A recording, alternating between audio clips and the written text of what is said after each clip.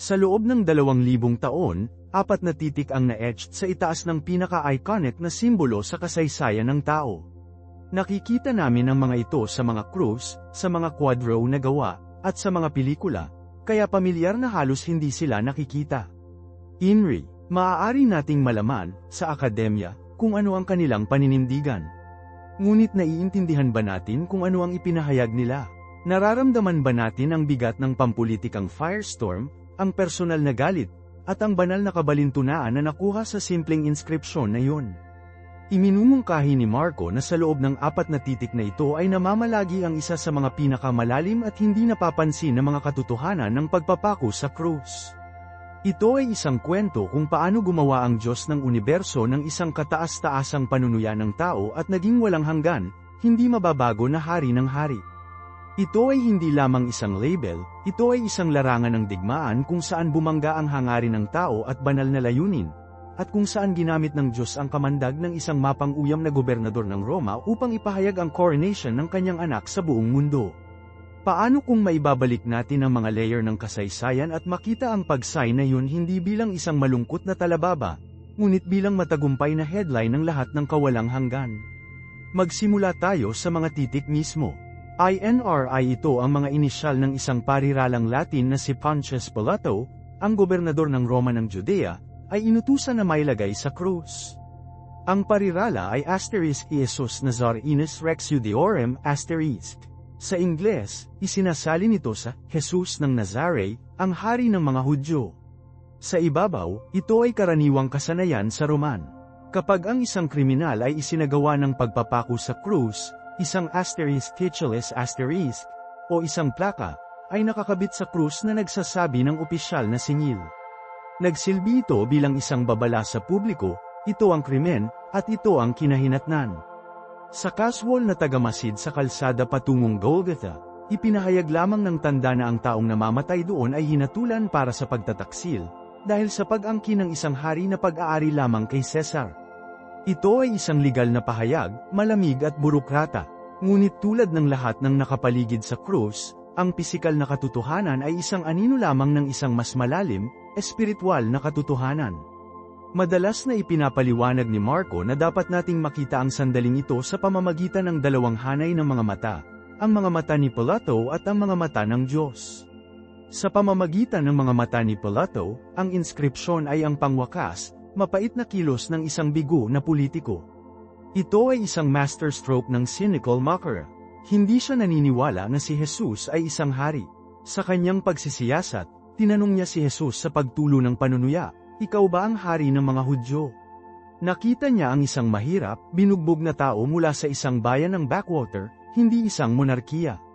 Kaya, sa pamamagitan ng pagsulat ng pamagat na ito, hindi pinarangalan ni Pilato si Jesus. Ininsulto niya ang mga pinuno ng mga Hudyo, ang mga punong pari at matatanda na nag-drag kay Jesus sa harap niya. Siya ay, sa bisa, na sinasabi sa kanila, "Narito ang iyong hari." Ito ang pinakamahusay na maaari mong makagawa.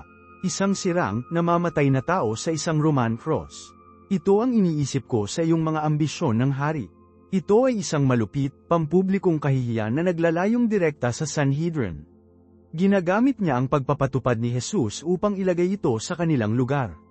Ngunit pagkatapos, dapat nating tingnan ang mga mata ng Diyos. At mula sa pananaw na yun, ang pangungutya ni Pilato ay nagiging isang pagpapahayag. Ang kanyang sneer ay nagiging isang sermon. Ang Diyos, sa kanyang walang hanggan na karunungan, ay nagsagawa ng isang uri ng espiritual na judo.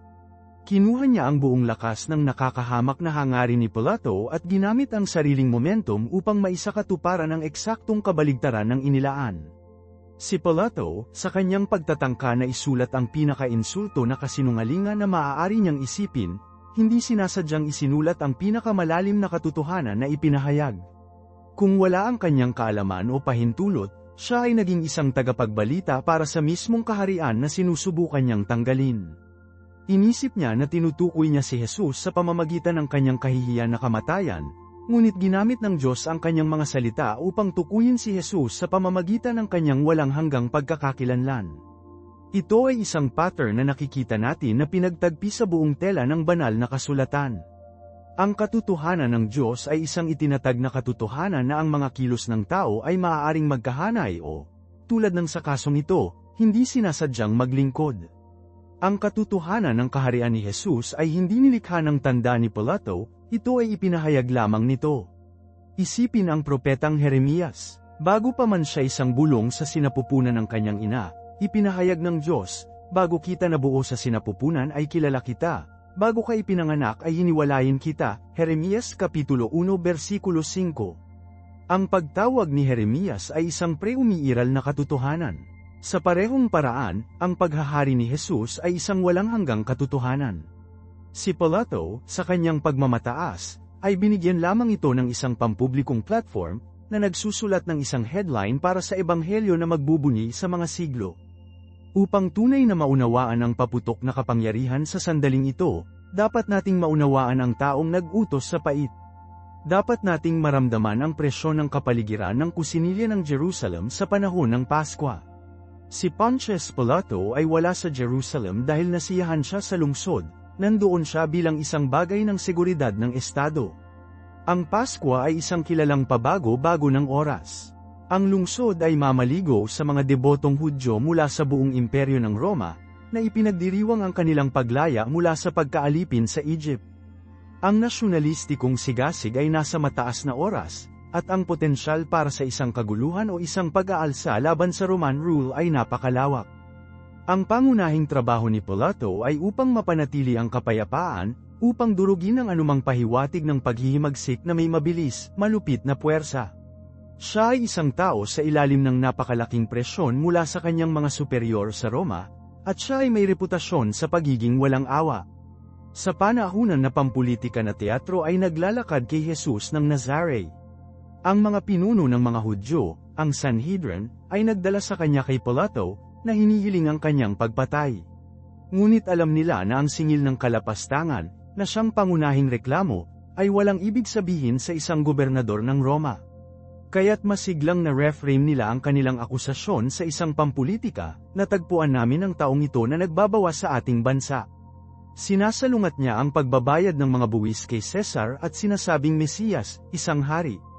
Ito ay isang singil na si Pilato ay hindi maaaring balewalain. Ang pag-angkin ng kaharian ay isang direktang hamon sa ganap na awtoridad ng Tiberius Caesar. Gayunpaman, habang pinag-uusapan ni Pilato si Jesus, wala siyang katibayan ng isang revolusyonaryong pampulitika. Wala siyang nakikitang hukbo, walang naririnig na balangkas. Sikat na idineklara niya, wala akong nakitang batayan para sa isang singil laban sa taong ito. Sinusubukan niya ng maraming beses upang palayain si Jesus, kahit na nag-aalok ng karamihan ng tao sa pagitan ni Jesus at isang kilalang insureksyonista, si Barabbas. Dito, nakikita natin ang isang malakas na gobernador ng Roma na nagiging isang pawn sa isang laro na hindi niya maintindihan. Siya ay manipulahin, pinipilit, at nabak sa isang sulok ng mga pinuno ng relihiyon na kinamumuhian niya. Pinapalaki nila ang kanilang mga banta, sa wakas ay naghahatid ng paglipat ng tseke, kung hayaan mo ang taong ito, hindi ka kaibigan ni Cesar. Ang sinumang nagsasabing isang hari ay sumasalungat kay Cesar. Ito ay isang direktang banta sa karera ni Pilato at marahil ang kanyang buhay. Ang isang akusasyon na hindi katapatan sa emperador ay maaaring humantong sa kanyang pagpapabalik, kahihiyan, at pagpapatupad. Nakulong siya. Ang kanyang pakiramdam ng hustisya sa Roma ay nagsabi sa kanya na si Jesus ay walang kasalanan, ngunit ang kanyang likas na hilig para sa kaligtasan sa politika ay nagsabi sa kanya na kailangan niyang hatulan siya. At sa gayon, napuno ng isang halo ng galit, sama ng loob, at pag-iingat sa sarili, hinugasan niya ang kanyang mga kamay at ibinigay si Jesus upang maipako sa krus. Ang tanda, si Henry, ay ipinanganak mula sa sandaling ito ng malalim na pagkabigo sa personal at pampulitika. Ito ay ang kanyang paghihiganti. Ito ay isang kinakalkula, na kamamanghang welga laban sa mga kalalakihan na nagpilit sa kanyang kamay. Ito ay ang kanyang paraan ng pagsasabi, nais mo akong patayin siya sa pagiging iyong hari. Pagkatapos ay ipakuko ang pamagat na iyon sa itaas ng kanyang ulo para makita ng buong mundo. Magpakailanman ka na nauugnay sa ipinako na magsasaka na ito. Ang gawaing ito ng cynical revenge, gayunpaman, ay higit na makapangyarihan at malayo kaysa sa kahit na inilaan ni Pilato. Hindi lang siya nagsusulat ng isang tala. Sinasabi sa amin ng Ebanghelyo ni Juan na ang inskripsyon, ang asterisk titulus crucis asterisk, ay isinulat sa tatlong tiyak na wika, Hebreo, Latin, at Greek. Ang detalyeng ito ay hindi nagkataon, ito ang susi sa pag-unawa sa buong saklaw ng pampublikong deklarasyong ito. Ang bawat wika ay Una, ang Hebreo o mas malamang na Aramaic, ang karaniwang sinasalita na wika ng mga Hudyo sa Judea. Ito ang wika ng mga tao, ang wika ng templo, ang wika ng mga propeta. Sa pamamagitan ng pagsulat ng Jesus ng Nazare, ang hari ng mga Hudyo, sa kanilang sariling wika, pinilipat ni Pilato ang kutsilyo na may katumpakan na kirurhiko. Diretso siyang nagsasalita sa karamihan, sa mismong mga tao na inangkin ng Sanhedrin na kumakatawan. Siya ay lumampas sa mga pinuno ng relihiyon at gumawa ng isang direktang pahayag sa karaniwang Hudyo. Ang taong ito, na dinala sa akin ng iyong mga pinuno, ay ang iyong hari. Ito ang mangyayari sa kanya. Ito ay isang mensahe na idinisenyo upang mapahiya ang mga punong pari at matatanda, upang mabrand sa publiko ang mga ito sa pagpapatupad ng kanilang sariling monarko. Ito ay hindi lamang isang akusasyon laban kay Jesus, ito ay isang pag-aakusa ng pamumuno ng buong bansa, na naipost sa kanilang sagradong wika sa rurok ng kanilang pinakasagradong pagdiriwang. Susunod, Latin. Ito ang opisyal na wika ng Roman Empire. Ang wika ng batas, ng utos ng militar, ng kapangyarihang imperial. Ang pagsulat ng singil sa Latin ay ginawa itong isang opisyal, legal na pagpapahayag. Ito ang formal na katwiran para sa pagpapatupad, mababasa sa bawat sundalong Romano, opisyal, o mamamayan na naroroon. Ipinahayag nito sa buong patakaran ng imperyo na ito ang dahilan ng estado para sa kamatayan, ang taong ito ay nagnanais ng kaharian, isang gawa ng pagtataksil laban kay Caesar. Ito ay si Pilato na sumasakop sa kanyang mga legal na base, na lumilikha ng opisyal na tala. Ngunit nagdala din ito ng isang subtext ng pangingibabaw ng Roma. Ito ay isang malamig, burokratikong pahayag na nagsabing, ito ang ginagawa ng Roma sa mga lokal na hari. Kami lamang ang tunay na kapangyarihan dito. Ang anumang iba pang pag-angkin sa royalty ay nagtatapos sa isang krus. Ito ay isang brutal na piraso ng imperial na propaganda. At sa wakas, Greek. Ang Greek ay ang asterisk lingua franca asterisk ng buong silangang Mediterranean, ang wika ng commerce, kultura, at internasyonal na komunikasyon. Ang Jerusalem sa panahon ng Pasko ay hindi lamang isang lungsod ng mga lokal na Hudyo, ito ay isang hubo-politan hub, na puno ng mga peregrino at mga ngalakal mula sa buong kilalang mundo mula sa Egypt, Syria, Asia Minor, at higit pa.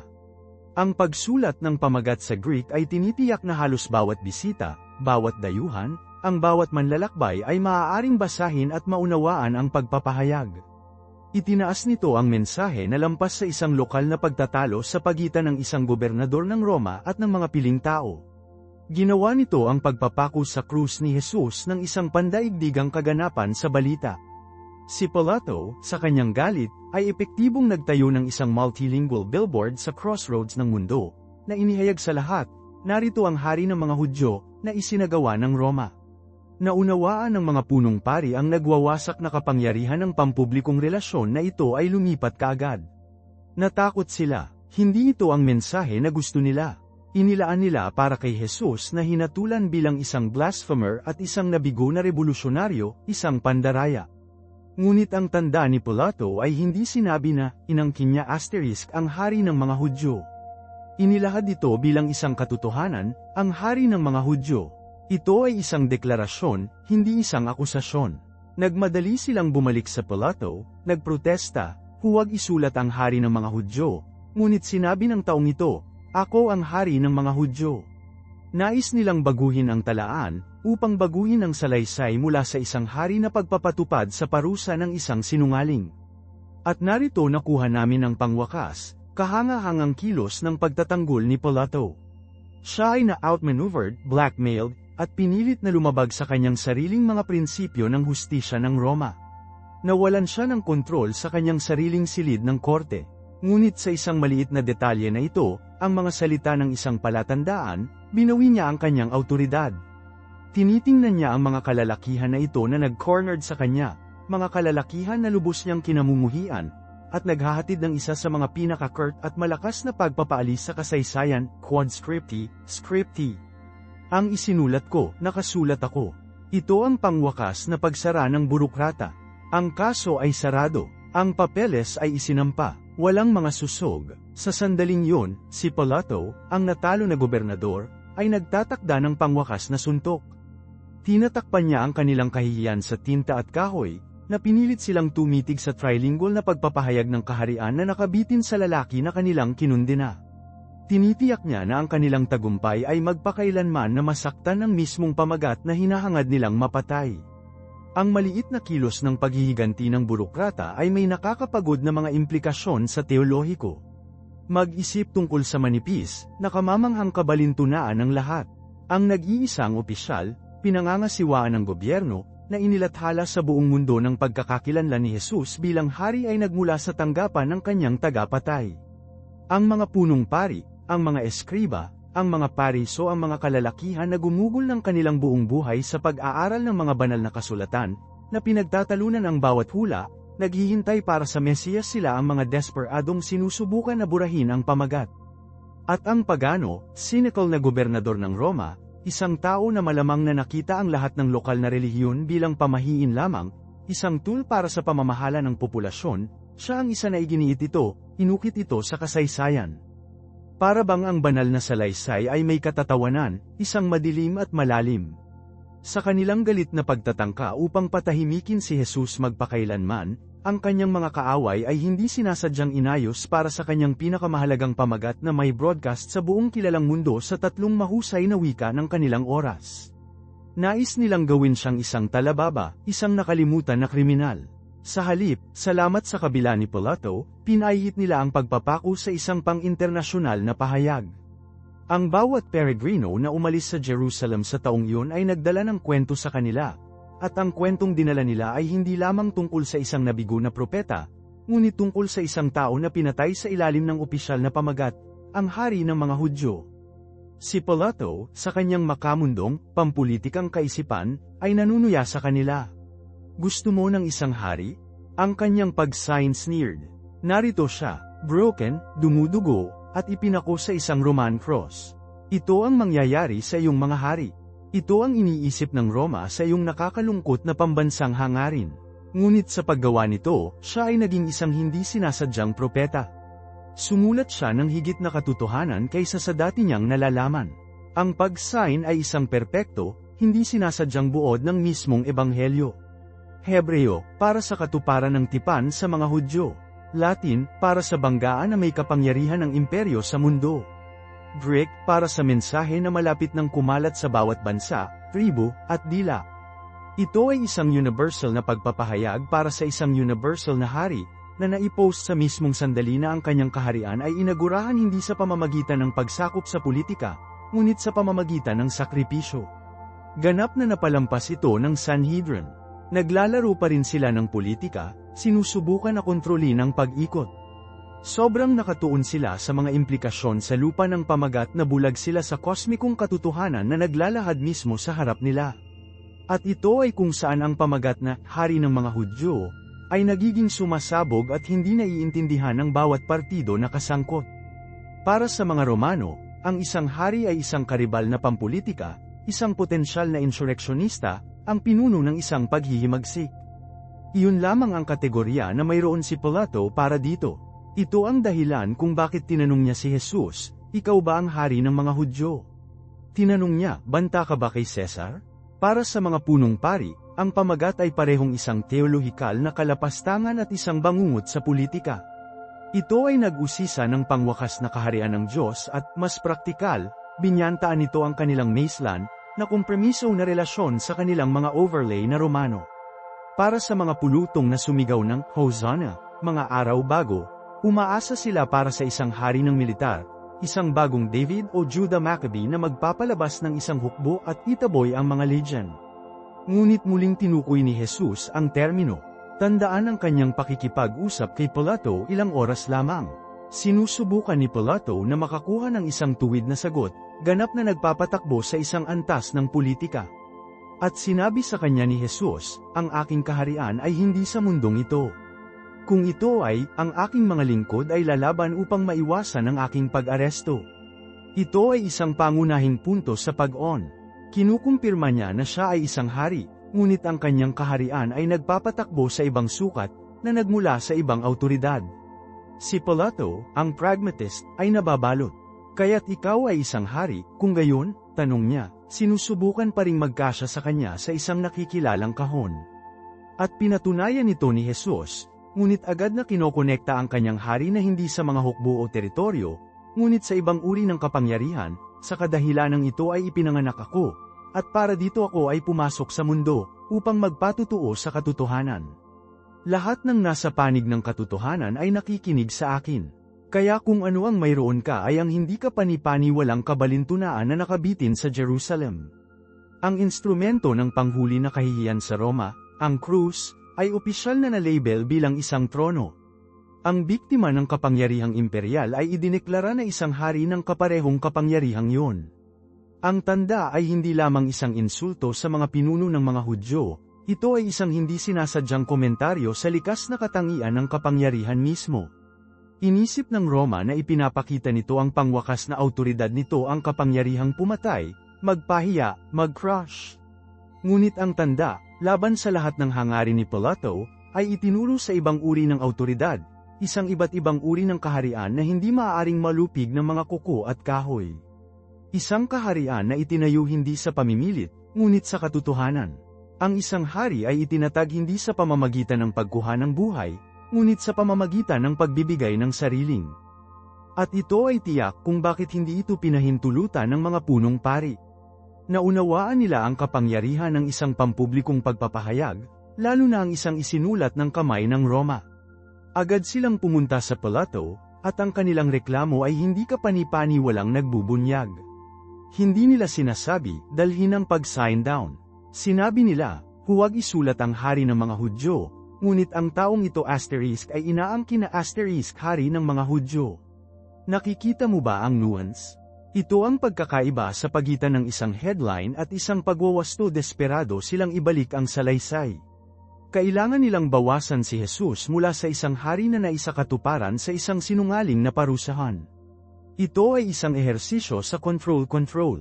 Nais nilang kontrolin ang pag-ikot, upang matiyak na ang kasaysayan ay nagtala ng kaganapang ito bilang pag-agaw ng isang nakalulungkot, mapang-akit na pag-aalsa, hindi ang pagpapatupad ng isang monarko. Ang mga ito ay, sa isang tunay na kahulugan, ang mga unang doktor ng paikutin sa buong mundo, na sinusubukan na i-edit ang sariling pahayag ng Diyos. Ang kanilang pagtutol ay nagpapakita ng kanilang pinakamalalim na takot, na ang pamagat, na ipinapakita sa publiko, ay maaaring maging totoo, o mas masahol pa, na ang mga tao ay maaaring magsimulang maniwala ito. Ang isang patay na Mesiyas ay isang nabigo na Mesiyas. Ngunit isang ipinako sa krus asterisk hari asterisk. Ibang kwento yan. Iyon ay isang kwento ng pagkamartir, isang kwento na maaaring mag-apoy ng isang kilusan na mas malakas kaysa sa anumang kinakaharap nila dati. Ang pag-sign ay hindi lamang isang insulto, ito ay isang binhi. At nais nilang lason ito bago ito mag-ugat sa isipan ng mga tao. Kailangan nila ang pangwakas na salita kay Jesus upang maging pandaraya. At ano ang tugon ni Pilato? Ang isinulat ko, nakasulat ako. Ito ay isa sa mga pinaka-chilling at kamanghamanghang mga linya sa buong kwento. Sa ibabaw, ito ay isang opisyal lamang ng Roma, pagod, bigo, at puno ng pag-aalipusta, isinara ang isang pangkat ng mga lokal na pinuno na kinamumuhian niya. Tapos na siya sa kanila. Hinugasan niya ang kanyang mga kamay ng buong pag-iibigan, at ngayon ay naguhukay siya sa kanyang mga takong. Ito ang matigas na pagmamalaki ng isang burokrata na iginiit ang kanyang maliit na awtoridad. Ito ang aking pagpapatupad, aking pag-sign, at ang aking pangwakas na salita sa bagay na ito. Lumayo ka, iyon ang simple, pagbasa sa politika. Ngunit sa ilalim nito, may iba pang nangyayari. Si Pilato, ang pangwakas na sinek na bantog na nagtanong, ano ang katotohanan, ay nagiging hindi sinasadyang ahente ng pagpapahayag nito. Sa kanyang pagtatangka na magkaroon ng huling pagtawa, upang mangutya kapwa ang mga pinuno ng mga Hudyo at ang kanilang dapat na hari, hindi sinasadyang inukit niya ang isang walang hanggang katotohanan sa isang piraso ng kahoy. Sa palagay niya ay nagsusulat siya ng isang epitaph para sa isang nabigo na revolusyonaryo, ngunit talagang pinangangasiwaan niya ang anunsyo ng coronation para sa hari ng isang bagong nilikha. Siya ay naging isang hindi sinasadyang propeta. Sa kanyang matigas na pagtanggi na baguhin ang mga salita, pinapanatili niya ang layunin na pagpapahayag, ito ang hari ng mga Hudyo, Hindi inaangkin niya na, hindi tinawag siya, ngunit siya. Ang pandiwa ay naroroon, nagpapahayag, at ganap. Mag-isip tungkol sa cosmic irony. Ang mga kapangyarihan ng mundo, na kinakatawan ni Pilato at ang mga autoridad sa relihiyon, ay nakikipagsabuatan upang patayin si Jesus, upang patahimikin ang kanyang mga pag-angkin, upang mabura ang kanyang impluwensya. At sa mismong kilos ng paggawa nito, nagbibigay sila ng platform, tinta, at pampublikong parisukat para sa kanyang kaharian na ideklara sa mundo sa tatlong mahusay na wika ng oras, Hebreo para sa relihiyon, Latin para sa kapangyarihan, at Greek para sa kultura. Ito ang pinaka-epektibo at universal na pahayag ng publiko na maiisip sa sandaling iyon sa kasaysayan. Sinubukan nilang ilibing ang isang tao, ngunit ang kanilang mga aksyon ay nagtapos sa pagtatanim ng isang watawat para sa isang kaharian. Ang bawat solong tao na tumingala sa krus na iyon ang mga umiiyak na kababaihan, ang mga peligrosong sundalo, ang nalilito na mga alagad sa pagtatago, ang mga dumadaan ay napilitang basahin ang pamagat na iyon at harapin ang tanong. Hindi nila ito pinansin. Ang tanda ay humiling ng isang hatol mula sa lahat na nakakita nito, tulad ng laging ginagawa ni Jesus. Siya ba, o hindi ba? Walang gitnang lupa kapag ang isang tao ay nakabitin sa isang krus sa ilalim ng isang palatandaan na nagpapahayag sa kanya ng isang hari. At ito ay kung saan ang henyo, o marahil ang banal na kamangmangan, ng sitwasyon ay lumalalim. Ang pag-sign ay hindi lamang isang pahayag, ito ay isang salamin. At ang bawat pangkat na tumitingin dito ay nakakita ng kanilang sariling puso, ang kanilang sariling pag-asa, at ang kanilang sariling mga takot ay sumasalamin sa likod.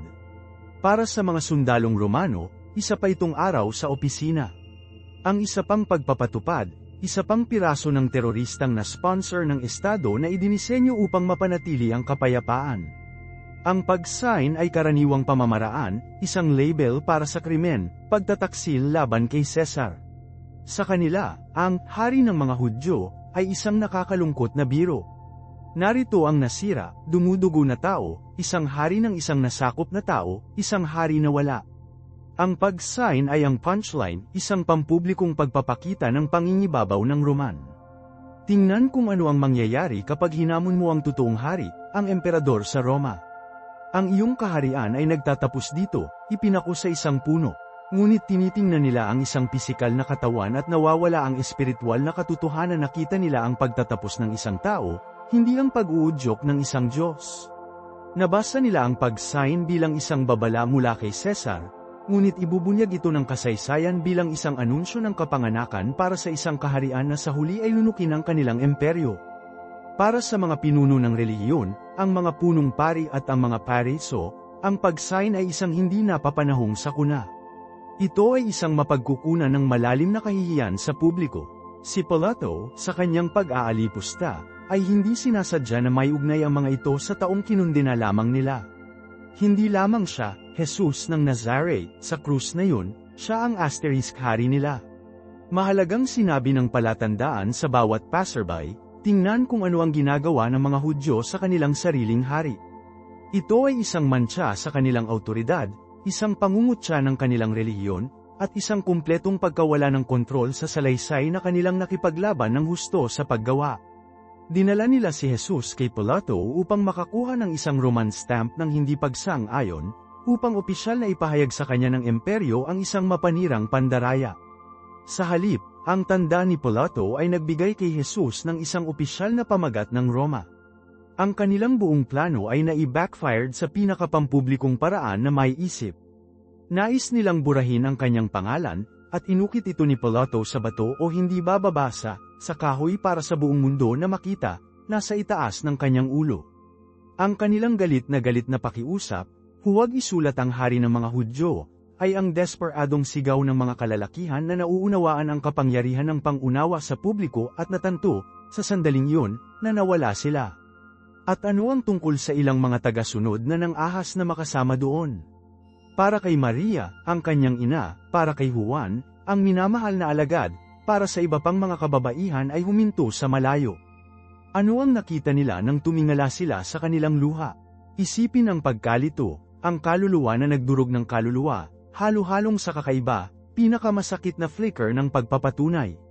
Lahat ng pinaniniwalaan nila ay namamatay sa harap ng kanilang mga mata.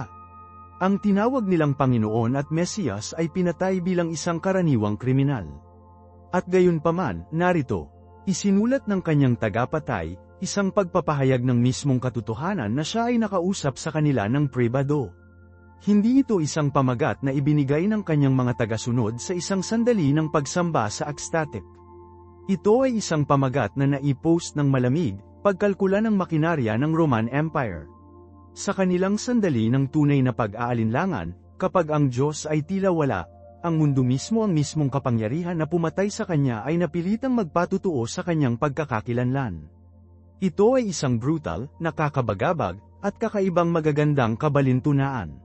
Ang pag-sign ay hindi nawala ang sakit, ngunit ito ay maaaring maging isang kakaibang angkla sa isang dagat ng kawalan ng pag-asa, isang paalala na ang mundo ay maaaring pumatay sa kanya, ngunit hindi ito maaaring maghari sa kanya. Ito ang mismong puso ng rebolusyon na kinakatawan ng krus. Ang tanda ay nagpapahayag ng isang hari, ngunit ang paningin ay muling tukuyin ang kahulugan ng kaharian magpakailanman. Kami ay nakakondisyon na mag-isip ng mga trono na gawa sa ginto at gereng, na nakalagay sa mga malalakas na palasyo, na papaligiran ng mga hukbo at sycophants. Ngunit narito, ang trono ay isang krus. Ang isang tool ng pagpapahirap, isang instrumento ng kahihiyan, na nakalaan para sa pinakamababa sa mababa. Ang korona ay hindi ng mga hiyas, ngunit ng mga tinik, na idinisenyo upang magdulot ng sakit at panunuya. Ang hari ng hari ay isang tambo na inilagay sa kanyang kamay bilang isang biro. Ang kanyang royal proklamasyon ay ang tunog ng kanyang sariling kapatawaran para sa kanyang mga nagpapatay. Ito ay isang kumpletong pagbabalik ng bawat sistema ng kapangyarihan ng tao. Ang mga hari sa lupa ay nagtatayo ng kanilang mga kaharian sa pamamagitan ng pagsakop, sa pamamagitan ng pagkuha ng buhay, sa pamamagitan ng pananakot at lakas. Itinatag ng hari na ito ang kanyang kaharian sa pamamagitan ng pagbibigay ng kanyang sariling buhay, sa pamamagitan ng pagsipsip ng lahat ng karahasan at puot sa mundo sa kanyang sarili at hindi tumugon hindi sa paghihiganti, ngunit may pag-ibig. Ang pag-sign sa itaas ng kanyang ulo ay sa makatuwid ay hindi lamang isang pagkakakilanlan, ito ay isang manifesto. Ito ay isang deklarasyon na ang tunay na kapangyarihan ay hindi matatagpuan sa kakayahang mangibabaw sa iba, ngunit sa pagpayag na maglingkod sa kanila. Ang tunay na awtoridad ay hindi ipinakita sa pamamagitan ng paggawa ng iba na yumuko, ngunit sa pamamagitan ng pagluhod upang hugasan ang kanilang mga paa. Ang tunay na tagumpay ay hindi nanalo sa isang larangan ng digmaan na may mga espada, ngunit sa isang burol ng pagpapatupad na may kapatawaran. Ang tanda ni Pilato ay hindi lamang isang manifesto para sa isang bagong uri ng kaharian, ito ay isang international press release. Mag-isip tungkol sa tatlong wika na isinulat sa Hebreo, Latin, at Greek. Hindi lamang ito para sa kahusayan. Ang bawat wika ay kumakatawan sa isang buong mundo ng pag-iisip, isang globo ng impluwensya. Ang Hebreo ay ang wika ng pananampalataya, ng mga propeta, ng tipan. Para sa mga taong Hudyo na nagbasa nito, ito ay isang malalim na personal at teolohikal na pahayag. Diretso itong nagsalita sa kanilang kasaysayan, ang kanilang pag-asa, ang kanilang matagal nang gaganapin na messianic na inaasahan. Sa kanila, ang pamagat na hari ng mga Hudyo ay hindi isang pampulitikang pagtatalaga ngunit isang sagrado na puno ng mga siglo ng kahulugan. At narito, nakasulat sa kanilang banal na wika, hindi sa isang scroll sa templo, ngunit ipinako sa isang madugong krus. Ito ang pangwakas na kalapastangan at ang tunay na katuparan, ng sabay-sabay. Pinilit nito ang tanong, maaari ba talagang magmukhang ganito ang aming pinakahihintay na hari? Pagkatapos ay mayroong Latin, ang wika ng imperyo, ng batas, ng hilaw, kapangyarihan ng militar. Ang Latin ay ang wika ni Pilato, ng Caesar, ng mga legion na sumikop sa kanilang lupain. Ito ang wika na nagbigay ng mga order, binibigkas na mga pangungusap, at pinanatili ang asterisk Pax Romana asterisk ang kapayapaan ng Roma sa pamamagitan ng banta ng pagpapako sa krus. Sa pamamagitan ng pagsulat ng pamagat sa Latin, ang estado ng Roman ay, sa sarili nitong opisyal na wika, na idineklara ang kaharian ng lalaki na pinapatay nito. Ito ay isang pagtatapat ng burokrata. Ito ang sariling legal na sistema ng imperyo, sa sarili nitong malamig, mahirap na wika, na nagpapatutuo sa isang kapangyarihan na hindi pumatay ang mga tibak nito at hindi matukoy ng mga batas nito. Ang pangwakas na kapangyarihan sa mundo ay hindi sinasadya na inihayag ang pagdating ng panghuli kapangyarihan mula sa langit. At sa wakas, Greek. Ang wika ng kultura, ng pilosopiya, ng commerce. Ang Greek ay ang karaniwang wika, ang wika na nakakonekta sa buong mundo ng Mediterranean. Ito ay ang wika ng pamilihan, ng akademya, ng sining at mga ideya. Sa pamamagitan ng pagsasama ng Greek, ang mensahe sa krus ay sumabog sa mga lokal na nakakulong ng Jerusalem. Ito ay isang pagpapahayag sa buong kilalang mundo. Sa naghahanap, ang pilosopo, ang mangangalakal, ang manlalakbay.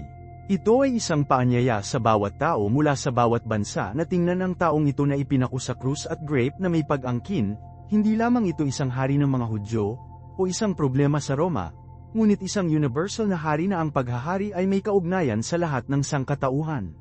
Sa tatlong wikang ito, ang tanda ay nagsalita sa tatlong pangunahing alon ng sibilisasyong tao, ang ating relihiyon, politika, at ating kultura. At sa lahat ng tatlo, inihayag nito ang isang bagong katotohanan. Ito ang dahilan kung bakit ang mga punong pari ay sobrang galit. Nagpaalam sila kay Pilato, huwag sumulat, ang hari ng mga Hudyo. Ngunit sinabi niya, ako ang hari ng mga Hudyo. Nakikita mo ba ang pagkakaiba? Ito ay banayad ngunit ito ang lahat. Nais nilang bawasan ang pagkakakilanlan ni Jesus sa isang pag-angkin lamang, isang personal na maling akala na pinarusahan.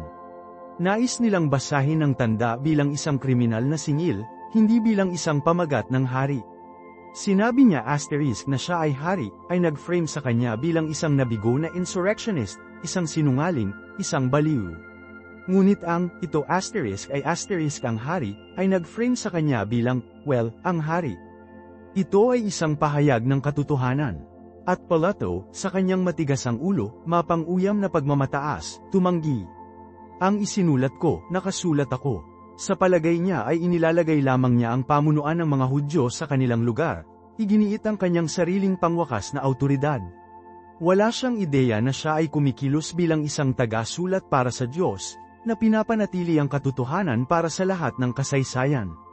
Tinatakpan niya ang pagpapahayag gamit ang kanyang sariling pagmamataas ng imperyal, at sa paggawa nito, tinitiyak na hindi makikita ng mundo ang singil laban kay Jesus, ngunit ang katotohanan tungkol sa kanya.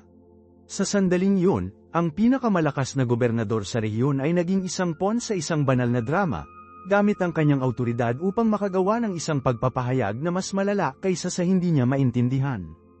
Ang kanyang pagtatangka na mangutya ang isang tao ay naging deklarasyon ng langit sa mundo. Kaya ano ang ibig sabihin nito para sa atin, na naninirahan sa isang mundo na pinangungunahan pa rin ng mga prinsipyo ng Roma, ang mga argumento ng Athens, at ang mga ritual ng Jerusalem? Nangangahulugan nito na ang hari na ito, na ipinahayag sa lahat ng mga wika ng kapangyarihan, kultura, at relihiyon, ay tumangging makulong sa sinuman sa kanila. Madalas nating sinusubukan na gawin ito, hindi ba? Sinusubukan naming gawin si Jesus na isang purong relihiyosong figura, na nakakulong sa kanya sa isang oras sa isang linggo ng umaga, nagsasalita lamang ng wika ng ating personal na kabanalan. Gusto namin ng isang Hebreo na si Jesus, isa na umaangkop sa aming espiritual na kahon. O, sinisikap nating gawin siyang isang tool na pampulitika, isang Latin na si Jesus, na ang pangalan ay maaaring may stamp sa aming mga paggalaw at ating mga ideolohiya upang bigyan sila ng isang pakiramdam ng banal na awtoridad. Ginagamit namin siya upang bumuo ng aming sariling maliit na imperyo. O marahil ay lumikha tayo ng isang Greek na si Jesus, isang pilosopo, isang matalinong guro, isang mapagkukunan ng mga nakasisiglang quote at moral na mga prinsipyo, ngunit hindi isang Panginoon na sundin. Nais natin ang kanyang karunungan nang wala ang kanyang awtoridad, ang kanyang kultura nang walang kanyang krus. Ang pag-sign sa itaas ng kanyang ulo ay tinanggihan ng lahat ng mga pagbawas na ito. Iginiit na siya ay hari sa lahat ng ito. Siya ay hari sa iyong espiritual na buhay, oo. Ngunit siya rin ay hari sa iyong trabaho, ang iyong politika, ang iyong pananalapi ang mga bahagi ng iyong mundo. At siya ay hari sa iyong mga saloobin, iyong mga ideya, iyong sining, ang iyong mga relasyon ang mga bahagi ng Greek ng iyong mundo. Walang lugar ng iyong buhay, walang globo ng pagkakaroon ng tao, kung saan ang pagsay na iyon ay hindi nag-aangkin ng soberanya. Ang krus ay nakatayo sa intersection ng lahat ng mga kalsada ng ating buhay at inanunsyo na mayroong isang bagong awtoridad dito, isang bagong paraan ng pagiging tao na muling tukuyin ang lahat. Ito ay isang deklarasyon na ang kanyang kaharian ay hindi lamang para sa isang tiyak na pangkat ng mga tao na nagsasalita ng isang tiyak na wika sa relihiyon, ngunit para sa buong mundo, at para sa bawat bahagi mo. Kaya, ang tanong ko para sa iyo ay ito, kung aling bahagi ng iyong mundo ang Hebreo, ang Latin, o ang Greek, nahihirapan ka bang maging hamon na tunay na hayaan si Jesus na maging hari? Ibahagi ang iyong matapat na mga saloobin sa mga komento sa ibaba. Ito ay isang paglalakbay na magkasama kaming lahat. Kung nais mong patuloy na tuklasin kung paano ang mga sinaunang katotohanan na radical na reorient sa aming mga modernong buhay, siguraduhin na mag-subscribe ka at pindutin ang notification bell upang hindi mo makaligtaan ang aming susunod na video kung saan sumisid kami kahit na mas malalim. Hanggang sa pagkatapos, patuloy na hanapin ang kanyang kaharian sa bawat sulok ng iyong buhay. Ito si Marco, nag-sign off.